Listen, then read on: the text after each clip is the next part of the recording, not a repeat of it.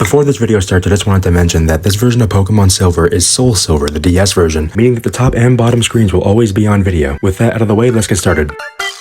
So it's a Sunday night, right? I'm just chilling on my phone, laying in my bed, texting my friend, who is the artist behind everything on my channel, when all of a sudden, she sends me this.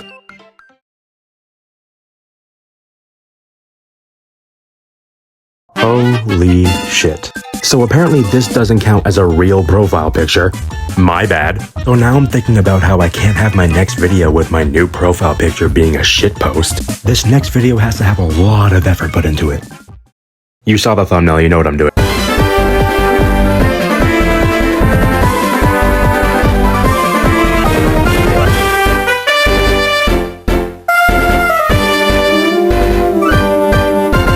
The game starts with the man, the myth, the legend, Professor Oak, who's running a little late. Probably because he was doing some gangster shit like sleeping with my mom before educating me on the world of Pokemon. Although he pretends to not know who I am and still proceeds to ask me about myself. Unfortunately, this game doesn't let me pick rival names, so I can't make a funny name like I did in the last video. So I decided to go with my female alter ego, Boreah. Upon finishing my name, I go from 6 foot to 5'11", and the journey begins. I walk downstairs and I'm greeted by my mother, whose hair is still a little messy after the wrath of Professor Oak, but I pretend not to see it. She tells me that our friend Ethan is outside playing hide and seek with his Pokemon because he actually has no friends. I mean, this is the first time I'm ever hearing of an Ethan. She also tells me that the professor wanted to talk to me and that I should head over there right away. So I walk into the professor's office, he tells me some shit I don't care about, and now I can finally pick my Pokemon. Due to recent leaks, I thought it would be hilarious to pick Cyndaquil. If you know, you know. Anyways, I see the long snout on Cyndaquil and decide to name him Snortline. I go home to show Snortline to my mom, and she gives me what I thought was a hand grenade at first. And just like that, I leave my mom like my dad did. I decide to try and test out Snortline's ability to fight. Moving on, I eventually make it to Cherry Grove, where this old guy decides to give me a tour of the city and give me his running shoes, so I can run now. I confirm that Snortline is cancer-free. I go to Route 30 and find a Pidgey, who's not as cool as Guts from my other playthrough, so I curb stomp it. I talk to this weird guy who really likes apricorns. I walk into two old men, and this guy gives me a mystery egg. Then this guy introduces himself as Professor Oak, whose name I recognize from the top of my mom's phone. He then asks if I can, quote, help him out, and then gives me his phone number, because apparently my mom isn't doing it for him, and the whole bloodline is next. So Professor Oak is now a certified groomer. Who would have guessed he was a Minecraft YouTuber? I leave the house and get an urgent call from Professor Elm, who tells me something terrible has happened and that I must get back as soon as I can. So I take my time. On my way back, I get pressed by this guy who's supposed to be my rival, but I never considered him my rival. He was just some sort of clown to me. So I named him Clown with a K because he's edgy and different, and he's not like other guys. Turns out that the disaster that the professor was talking about was just that Clown stole a Totodile. Bitch, I'm like 10, how am I supposed to help? Anyways, I give him the mysterious egg and I'm on my way to see my mom before I leave for my official start of the journey. Okay, so real quick, I just want to mention that my last video was about 25 minutes long, and this game is about 2 times as long. So for the sake of time and my sanity, I'm not gonna go over like every little thing that happens. I gotta go get that. Ethan teaches me how to catch Pokemon, gives me a few Pokeballs, I get lost, and now I'm in the next city. So I try to take on the first gym and he says I'm not good enough and that I need to train in Bellsprout Tower. I swear to God, if the only Pokemon there are Bellsprouts. I make my way into the tower and then son of a...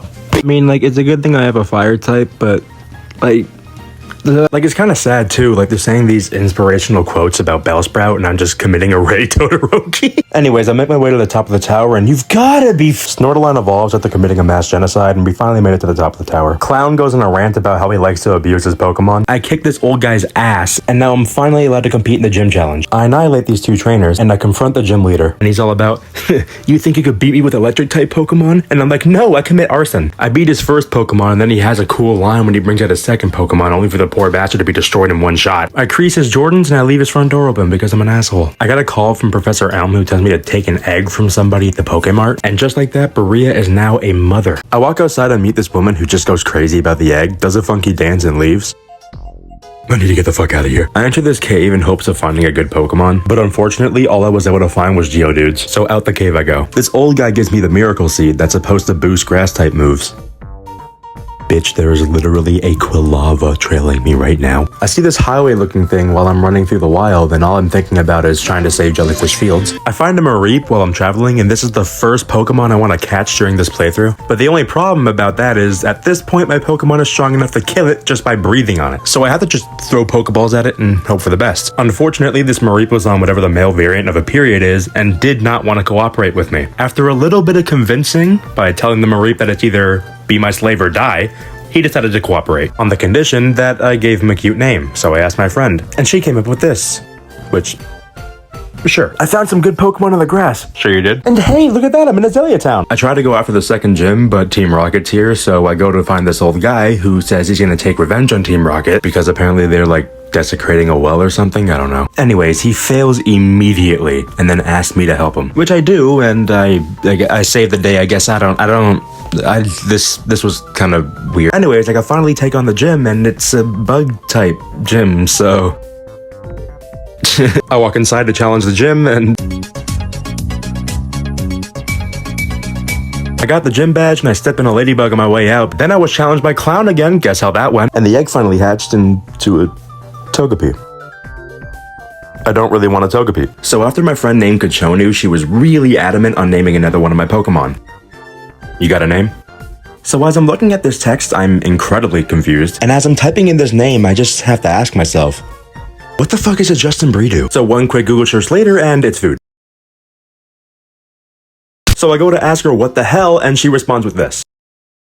McGwen, we're not friends anymore. I run into that same crazy lady and she asked me to help her out of the forest, and I don't really want to, but I don't want to be a jerk. Upon noticing how I obviously don't want to be around this woman, Kachoni decides to point the lady in a different direction. Good job. Ethan shows me a daycare and we make it to the next city. I played this game without reading the rules. Kachonu evolves and we take on the next gym. And this gym was a pain in my ass. To make a long story short, this Pokemon kept on healing itself, and this battle lasted about 5 minutes. Finally, after giving all of her Pokemon a black eye, I get the badge. I ran into a Sudowoodo while I was in the call with the boys, and they decided to name it Maokai, which, okay. And after that, I finally make it to the next city. The gym leader isn't at the gym right now because apparently they're in a burned tower. So I go to the burned tower, and this guy starts geeking about Suicune. And yeah, Suicune's a really cool Pokemon, but all 3 of them are down there. Like, your favorite of the 3 is Suicune, I get it. But Suicune is down there with Entei and Raikou. Like, isn't that a lot cooler? Anyways, I try to confront the legendary Pokemon, but I get stopped by Clown. Moving on, I finally get downstairs, where they all run away from me, except for Suicune, who acknowledges my existence and then runs away from me. So this little adventure has taught me 2 things. 1, Clown is still a bitch, and 2, Boreah has aura. I can now take on the gym, which houses ghost types, and I don't have a type advantage here, which means brute force is key, and that's Snortaline's middle name, because Gengar used Mean Look, which means Snortaline's not allowed to run.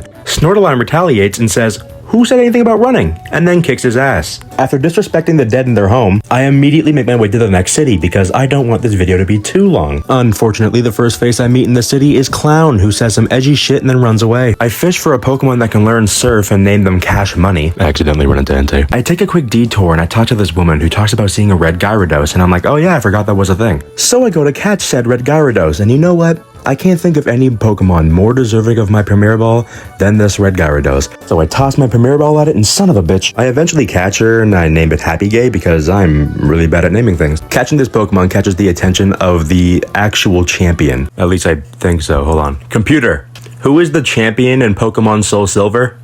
From Answers.com. The Elite Four champion in Pokemon SoulSilver version is Champion Lance. Yeah, it's Lance. And then I start some sort of side quest or something. Let's speedrun this. I walk into this building and Lance bullies somebody with his Pokemon, which prompts a secret entrance to open. I go downstairs and set off an alarm, which makes this guy angry. I beat him and he doesn't SAO switch, causing his homeboy to fight for him. Moving on, I press a bunch of random buttons on this laptop and I turn the alarm system off. I reunite with Lance, watch episode 7 of Dandadan and cried my eyes out, beat a few more trainers, got the first password from this guy, beat night 1, got the second password from this woman, got confronted by Clown for whatever reason, I don't know. Confronted a fake Giovanni, beat his ass, then I open this door where I execute every electrode in here one by one, and that somehow makes me a hero. Funny how that works. Anyways, now that detour is done with, I can finally continue the actual game. So I continue the gym challenge, and can someone tell me how this big bushy bitch dodged this attack? Anyways, this fight lasted like 10 minutes. You wanna know why? Because this asshole kept on healing itself over and over again, fully. After finally beating the gym, I set a few candles in every room on my way out because I just want to see the whole place melt. I bump into Raikou. Alright, Kachonu evolves and still doesn't look like what his name implies. I make it to the top of the lighthouse and see the gym leader taking care of an Ampharos. She then kind of pushes me to go get medicine for it, and let me tell you, this is the beginning of the end for me. Start heading to this place, which for some reason is the only place that sells this medicine. I make it to the city and I decide to explore for a bit. After not even like 4 seconds of exploring, I run into Suicune again. He does a funny little dance, looks at me, and then runs away. The weird guy from the tower comes back, and for some reason he just decides that if he beats me in a battle, that Suicune will just automatically start respecting him. I wonder what that reminds me of.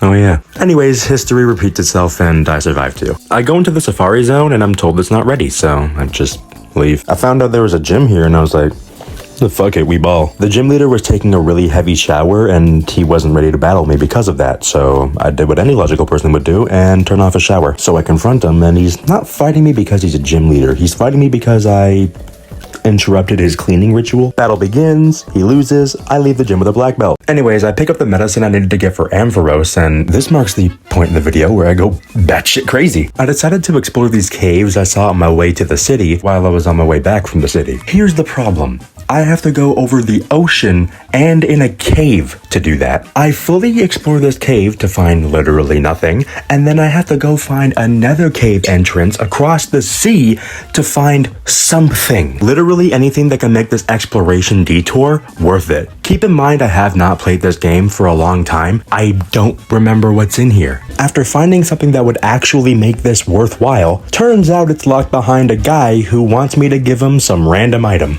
All this, and I had no repels the entire trip. Now you might just say, Borey, that sounds like it's your fault. You should have bought repels. To which I respond with the big ol' fuck you, I did buy repels before I went on this trip. And the only city that is isolated is the only city that doesn't have a store. Meaning that before you come to this island, you need to buy enough repels for the entire trip there and back, and for whatever shenanigans you get up to, because you can't buy them there. The one place where you're going to run into people as often as possible. All that because the one thing this island does have is a special kind of medicine for Pokemon.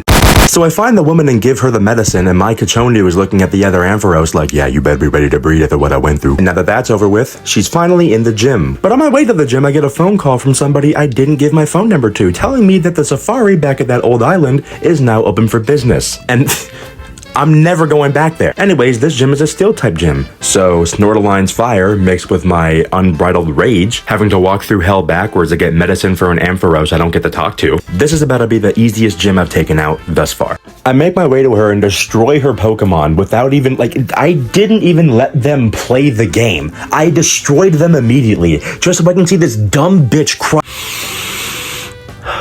Calm down. It's not that serious, just say something nice about her.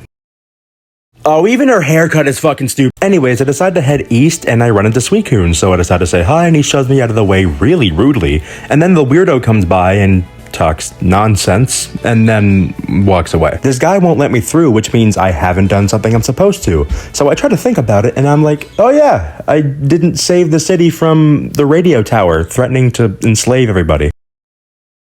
So I go and do that. This guy tells me I'm not allowed up the stairs unless I'm wearing the same clothes as him. So one trip to Walmart later, and now I'm allowed upstairs. Or so I thought, because Clown decides he's gonna blow my disguise and call me a coward because I'm trying to sneak into a terrorist organization to shut it down from the inside. I don't know, maybe I'm wrong, but I think that morals go out the window when you're dealing with terrorism. Ignoring all that, I eventually make it to the top of the tower and find the person who's messing with the radio waves. He tells me that the actual owner of this place is holed up in a basement somewhere. So I go to that basement, and you wouldn't believe what happened. Clown finds me again and decides to battle me in a Team Rocket warehouse. I decide I have no time for this bullshit and I sweep him immediately, and then he has some existential crisis because he's like, wow, maybe I shouldn't treat Pokemon like shit. Anyways, I find a director, get a key card, and then beat a guy, and then the day is saved. Which means now I can get to the other city and finally get the 8th gym badge. While I'm in a cave, I decide to catch this guy and I name him Splub. Kind of a shame my party's full though. You know, now that I think about it, I'm kind of hungry. Hey, look at that, a spot opened up, isn't that great? Anyways, we're in the next city, woo! I find this dragon cave behind the gym, and I'm like, that sounds sick, so I try to enter it, but this guy says, I'm not good enough and I need to fuck off. Like, I'm sorry, did Suicune come and sniff you a couple of times? I didn't think so. The type for this gym is Dragon type, so I decided to get Gyarados in working order. While I was training, I caught Hada, the Teddy Ursa. And I also caught Dickhead the Skarmory. Why is his name Dickhead? Because it took like 6 Pokeballs to catch him while he was at red. Anyways, training montage.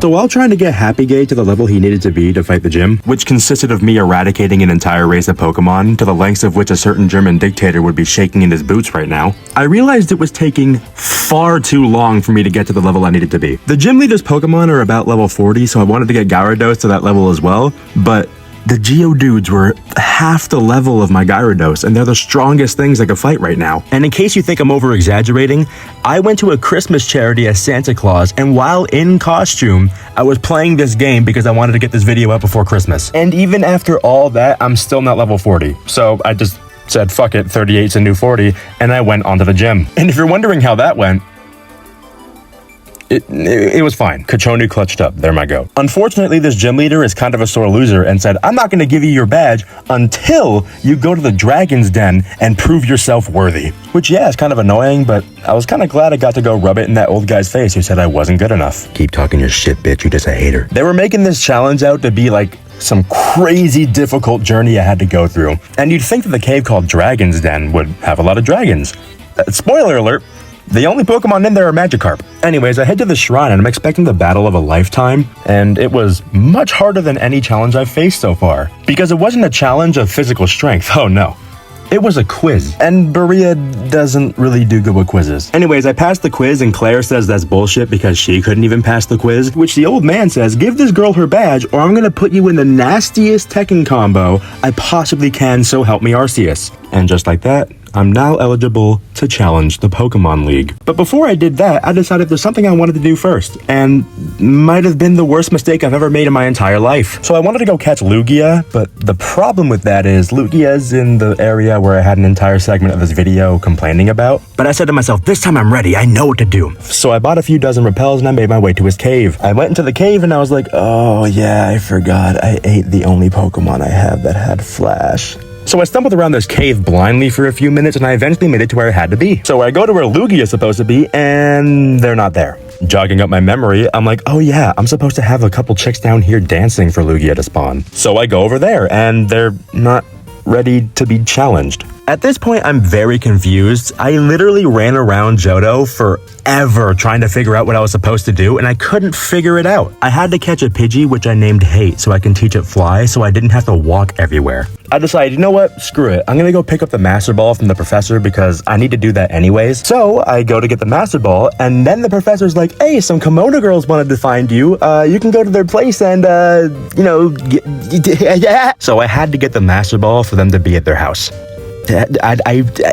Pokemon. So I walk up to the theater and Clown gets kicked out because he sucks, and it turns out he got beat by those trainers. And he kind of gasses them up like crazy, but I'm in such a bad mood. They'll be lucky if fainting's the only thing that happens. I go in there and they reveal that they're the ones who had the mysterious egg passed around until it found its, I don't know, chosen owner. You remember that, right? The egg that I ate. Anyways, I told my Typhlosion to act like a predator, and according to his Pokemon lore, that's not difficult. Upon beating all 5 of the Kimono girls, a little girl walks in and says, hey, I think I saw Lugia, which immediately they believe, and they all run to the cave where they know Lugia is, and then they tell me to pull up whenever I'm ready. So now I gotta go all the way back. Anyways, I go back to the cave, and then I enter the cave, and then I stumble around in the darkness again because I forgot that my flashlight is currently digesting in my stomach. I thought it was funny that on my way down I ran into the seal. Like, bro was just chilling next to Lugia's cave this entire time. Anyways, I enter Lugia's cave, and they do their little funky dance that reminds me of the Stardew Valley flower dance, and Lugia pulls up. As everybody watches in awe, I stand before Lugia. Everybody spectating, ready to witness the best battle they've ever witnessed in their entire lives. I look Lugia dead in the eye. They look me in the eye. And then I threw a Master Ball at it, and that was it. Listen, I just spent forever running back and forth across this country. So much so that the legendary Fox would give me the cleanest dap up in history. I don't have the patience to battle this guy. I caught Lugia, and I named him Subscribe because, well, Now that I'm finished with all that, I could finally take on the Pokemon League. So I cross the borders of Johto and enter Kanto, and I get spawn camped by some woman who has a level 32 Bulbasaur for some reason, and I make my way up this mountain. But before I enter Victory Road, my Pokemon are most definitely not ready for this fight, and I don't even have a set team yet. So I decide to wait a bit and get everything settled before I take on the Elite Four and the champion. So I train until Splub evolves, and then I go grab Harda from the PC, and I also evolve him. Now that my Pokemon are all around level 40, and I have the Pokemon I want for this fight, I'm now ready to take on Victory Road and the Elite Four. And like always, Victory Road is a pain in the ass to get through, but I eventually make it to the exit. That's until Clown decides he wants one final try at kicking my ass. Old habits die hard, and I prepare my team for the final fight. I'm using the term final very loosely. I mean, we're nowhere near done. But once that's all said and done, I take one final breath, and I enter the rooms of the Elite Four. The first member of the Elite Four was a Psychic type user, so I pretty much exclusively used Gyarados because he has a Dark type move, making this relatively a breeze. Pretty much every single one of our Pokemon went down in one shot, and if they didn't go down in one shot, they went down in two. Apart from the Slowbro, who kept on stacking the move Curse, which raises the defense and attack stat, but lowers the speed stat. It was basically becoming harder and harder to kill, and when I was about to kill it, the Elite Four member decided to use a full restore on it, and I had to keep on using moves on it while this defense was decked the fuck out.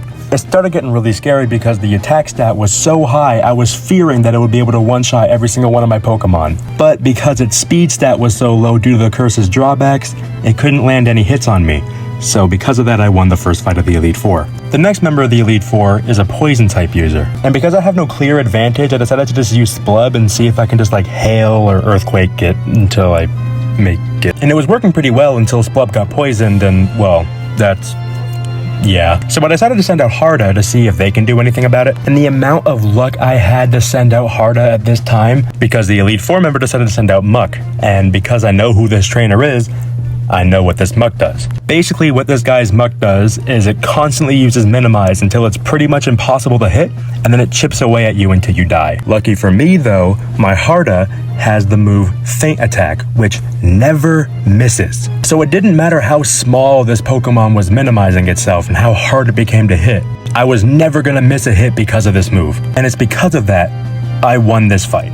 I'm 2 Elite Four members into this game, and I'm feeling great. The next Elite Four member is a Fighting type trainer. Fighting types are weak against Psychic and Flying types. Guess what type Lugia is? This entire fight can be summed up as Hydrogen Bomb versus Coughing Baby. Like seriously, no joke, if I was this Elite Four member, I would quit right here. It's unfair how bad I beat this guy. The next and final member of the Elite Four is a Dark type user. I don't really have anything to combat Dark types, so it's kind of just gonna be brute force. And luckily that's Snortaline's middle name. Yeah, nothing really crazy happened during this fight. It was just me beating a Pokemon until it gave up. Anyways, with the Elite Four finally being defeated, there's only one person standing in my way from becoming Pokemon champion, and that is Lance, the Dragon user. Already going into this fight, I was kinda nervous because I knew my Pokemon weren't exactly at the level they should be, but I was like, you know what?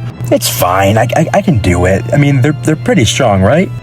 I was wrong. There are several diseases I would rather have than have to do this fight again. No exaggeration, this fight took me half an hour, like on the dot. And the reason why it took so long was because at every moment where something could have gone wrong, it went wrong. As much as Pokemon is a strategy game, a bit of luck goes into it. Whether a crit happens or a Pokemon gets a status effect you want it to have, a lot of luck goes into this game as well. And fortunately for Lance, before this fight, he gave Lady Luck the most glorious backshots a human can ever give anything. Because I was super unlucky during this fight. I opened with Splub, hoping that I can just use Hail and maybe just chip away at a few of their Pokemon. They got a lucky flinch and I died. So I sent out Kachonu because Electric beats Water and Flying, and I got crit, resulting in another one-shot. This fight is going awesome, by the way. So I decided to send out Lugia, and it turns out that the Gyarados has Ice Fang because of course it does. Ice Fang is a move that has a chance to freeze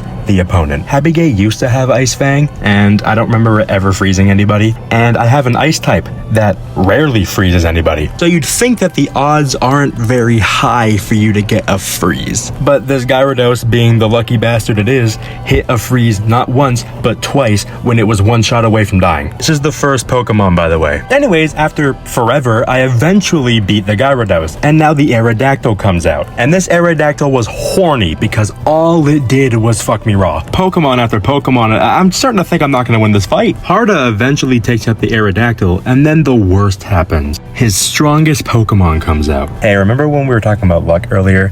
So before this fight, I taught Harda the move Attract, and if you're fighting a Pokemon that's the opposite gender, Attract will work. And the way it works is, if your Pokemon is out and their Pokemon is attracted to it, there is a high chance that the Pokemon won't attack it. So I used Attract and tried to stall the fight a little bit, but this Dragonite's not a simp and didn't think twice about destroying it. Because of the moves that Dragonite was using, I got confused and I used Gyarados to lower its health, and then I used Snortline to eventually finish it off. But what's better than one Dragonite?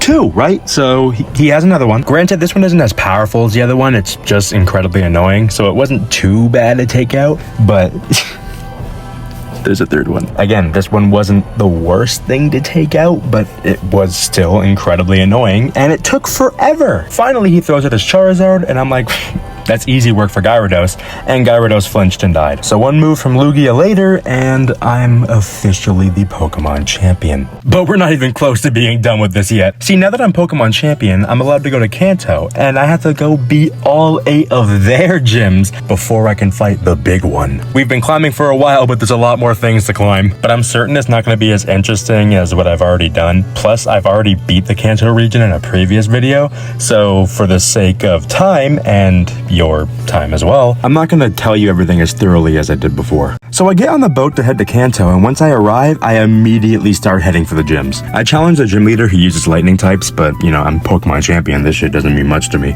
I don't stay in the city for long because I want to get this done as soon as possible, so I immediately make my way to the next city.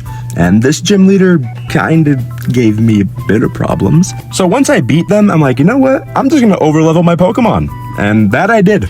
Anyways, you know the drill. Next city, sweep the gym, go on to the next. Misty isn't in this gym for some reason, so I had to go find her. And it seems I found her at the worst time because she was on a date with some random guy, and I accidentally cockblocked him. She obviously gets pissed off at me and says, come to my gym, I'm about to beat your ass, and her bathtub Pokemon didn't do much against my toaster. She's upset I took her badge, but I reassure her that, hey, at least you still have your virginity because that guy is not going to come back to you after you lost to a 10-year-old. Word about Boreah's wrath is starting to get out, and these gym leaders are getting really scared because I pull up on this gym leader and they didn't stand a chance. I go to Lavender Town and pay my respects to Squirtle Out of Fire. That Poke Rap was insane, bro. Rest in peace. Then I go to the Snorlax and then wake it up with a digital Poke Flute. Man, technology's gone so far. Anyways, I catch the fat bastard and I name him Fat E. Then I run up on Brock and, well, yeah. I go to find the next gym leader, and because his gym's been destroyed by a volcano accident, I need to find him in these caves. I eventually get to him, and I steamroll him, and I'm on to the next gym. And you won't believe this, the gym leader for the last gym is actually Rope from the first video. We all love a good callback. And just like in the first video, I kick his ass. Now that I have all 8 gym badges in Kanto, Professor Oak gives me a call and tells me that he has a present for me. I go and get said present, and it's Rock Climb. And he gives me access to Mount Silver, which means it's time to fight the big one. And my Pokemon are nowhere near ready to fight this guy yet. So I spent a lot more time than a human should playing Pokemon, getting them to the right level. But now there's nothing standing in my way from fighting the world's best trainer, Red. I scale Mount Silver, eager for this challenge. Everybody I've faced up to this point has been nothing but a staircase for me, just to reach this new floor. Through scaling the mountain and going through the caves, I reach the peak of Mount Silver.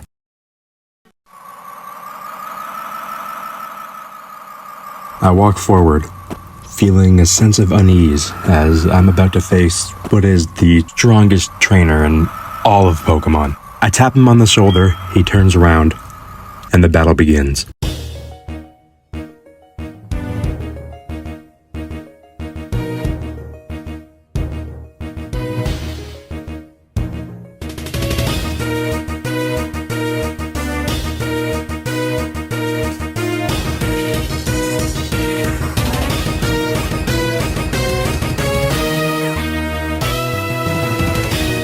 Red starts the fight with his Pikachu, and I start the fight with my Splub. His Pikachu got the first attack, but he missed, and Splub's Earthquake one-shot it. This is an amazing start to this battle. Red decides to throw out his Blastoise, so I counteract that with my Kachonu, and they exchange a few blows, but Kachonu ultimately comes out on top because Blastoise couldn't survive in the hail. Oh yeah, now would be a good time to mention, the battlefield is constantly hailing, which means ice is just gonna keep on damaging our Pokemon every turn. He throws in his Venusaur, and I throw in Snortline, and I think you can guess how that went. And now he sends out his Lapras. Lapras is his lowest level Pokemon, but do not get it twisted, this Lapras is all about the smoke. Lapras is also his tank Pokemon, so I threw out my tank Pokemon, Snorlax. This Snorlax put in the work, but unfortunately this Lapras couldn't die. The good thing about Snorlax is whenever he got hit by the hail, he would eat his leftovers and he'd gain back that health immediately. So because he was pretty much immune to hail, I thought he wouldn't have a problem against Lapras, but Lapras decided to freeze him. And I just want to mention real quick,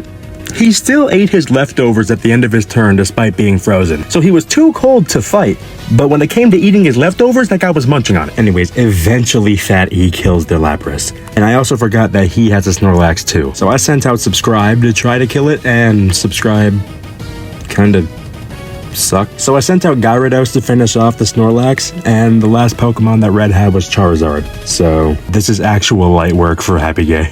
With one final hit, Red has been defeated. Boreah has beaten the best trainer in the world, and now that she's the very best that no one ever was, she sits atop Mount Silver, waiting for her next challenge. It's 2 o'clock in the morning, so I gotta be quiet, and I gotta make this short. Thank you for watching the video all the way through. Also, you're a psychopath if you've made it this far. I hate to break it to you. Typical YouTuber bullshit out of the way. If you enjoy my stuff, subscribe. You'll be notified whenever I make more stuff. Leave a like because it fuels my ego. And comment your favorite part or something. I don't know, just fucking do something. The art in the background, you should see it now, was done by the amazing, fabulous Magwen, who has advised me not to give her too much exposure. One, I don't have a lot of subscribers, and two, too late. Her Twitch is in my bio, and so is mine, so get on that. I challenged myself and experimented with a lot of different things in this video. As you can clearly tell, I'm pretty proud of it. Anyways, thanks for watching, and I hope I'll see you soon.